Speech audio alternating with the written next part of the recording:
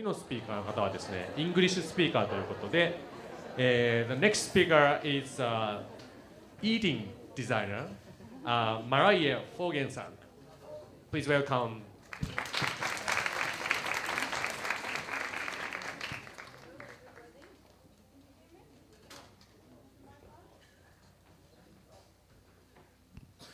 Okay, hello everybody.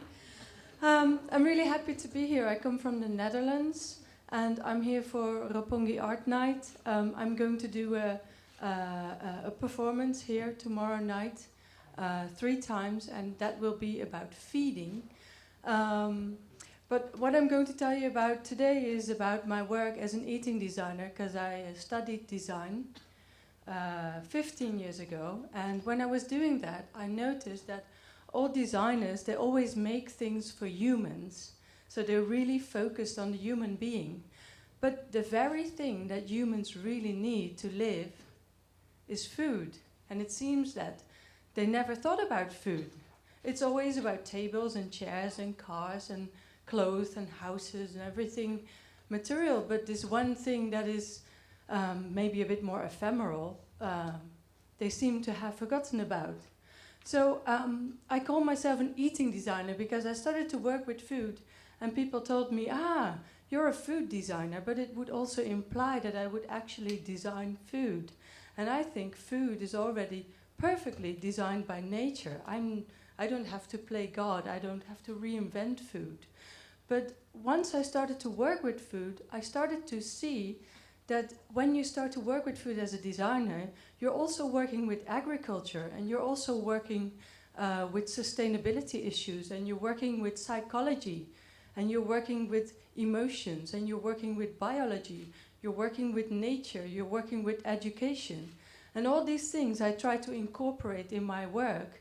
And this is actually an Axis gallery here in Tokyo 6 years ago. Where this was a sharing dinner. But what I want to say is that actually, food itself is very important, but all the things that food is connected to is at least as important. And now we see that within the food system, there's a lot of trouble going on.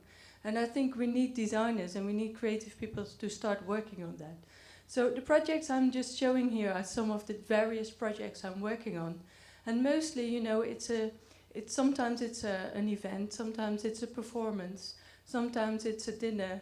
But I also work for food industry, and right now I start a new design department in Eindhoven in the design academy for young designers to train them to start to work with food, because we need new solutions for our food system in the future. The way we are eating right now, we cannot sustain that. We cannot deal with the food waste we're making. We cannot deal with the global amount of people that are growing, or the growing global population. We need to find new ways to feed these people, so we need creative people to work on that. So I'm showing you more of my artistic work, but I also work for food industries. And a lot of my work is about sharing food, about being interactive, because I think that the emotional and the psychological part of food and the bonding part of food is very important as well. So this is a conveyor belt of 100 meters, and it's actually inspired by the Japanese high-tech conveyor belt, but this is a very low-tech one. It has 700,000 candy balls, and then there are some plates that you have to push to the next person and the next person. So you have to cooperate with each other to help each other. And also you can write little notes that you can, if you like someone over there maybe, then you don't have to be high-tech and text this person, but you can just write a little note and then say to the other person, I want to have it to that person, and then everybody helps you to get the message across. So I really like this kind of low-tech things. This is a project, I don't have time to explain it all. Because I'm pregnant, I'm a bit out of breath, I'm sorry about that. But this is about vegetarian alternatives, which also in Japan you have a very big history in, a big tradition. And in Europe, we are just starting to discover vegetarian alternatives. But what I think is interesting is that always you see that vegetarian food is a direct copy of the real food. And then it feels to many people as if they are eating something which is not as good as the real thing. But actually, it should be better to eat vegetarian food. So I have invented 4 new animals. And by the way these animals live and the way they eat and the way they have their habitats, that's how they are designed. These are marshmallow icebergs. They can melt in your hot beverage and you will get some inner global warming.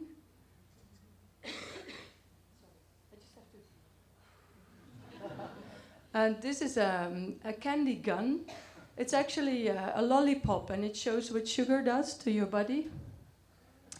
It's actually quite disturbing if you see kids running around with them. But we never really think of these kind of nice and sweet, sugary things, how bad they are for people. This is a project, a very small one I did in Rotterdam. And you might know that during the Second World War, Rotterdam has been very much bombed. And people died of starvation during that time. And I created little snacks from original handwritten recipes from the Second World War. And some people that were there were children during the time of war. And when they tasted these flavors in their mouth again after 65 years, they got back memories of the times that they were children and their fathers and mothers were still alive. And this made me realize that, you know, a designer can choose any material for food, to make a design. But to choose food, you can actually enter one's body, but also enter one's soul. And I think that makes me very grateful. This is my daughter. She's really lovely, but she didn't want to eat her vegetables. So I did a workshop with her. Thank you. Thank you very much for a very creative and inspiring speech. Let me ask you a question. It's the second time in Japan for you. Did any Japanese eating style inspire you in some way? Or? Well, actually, when I was small and I was living in the Netherlands, I grew up with Dutch food, which is very poor and very bland, actually. You know, you have just one plate with one flavor, and that's what you get. And I used to be kind of disappointed. I thought, well, is this all there is in the world? And I think when I was about 19 years old, I went to London, and actually there I ate the first sushi ever. And then I thought, wow, there are different flavors and there is different food, and that really got me very inspired as a student to start working on food. So you could actually say that Japanese food inspired me to actually start working as a designer with food. And then I went to the library and I got all the Japanese cookbooks that I could get to get inspiration from. Thank you very much.